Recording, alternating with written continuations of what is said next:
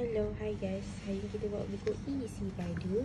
Kita akan tengok bahagi perpuluhan.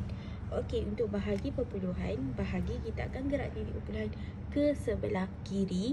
Dan untuk bahagi nombor yang seperti 10, 100 dan 1000, kita hanya tengok sifar dia sahaja. Okey, macam 3.67 sifar 10 adalah 10. Okey, so kita gerakkan ke sebelah kiri satu kali. Okey, letak titik di hadapan 3 dan depan titik kita letak kosong. So dia akan jadi 0.367 liter. Okey, 0.367 liter, tapi jawapan dia nak dalam mililiter.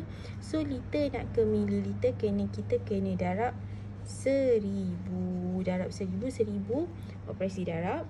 Darab gerak titik perpuluhan ke sebelah kanan. 1000 ada 3 sifar, so kita gerak 3 kali lah. 1, 2, 3. Okey, titik perpuluhan kat belakang ni. So dia jadi 367 mililiter.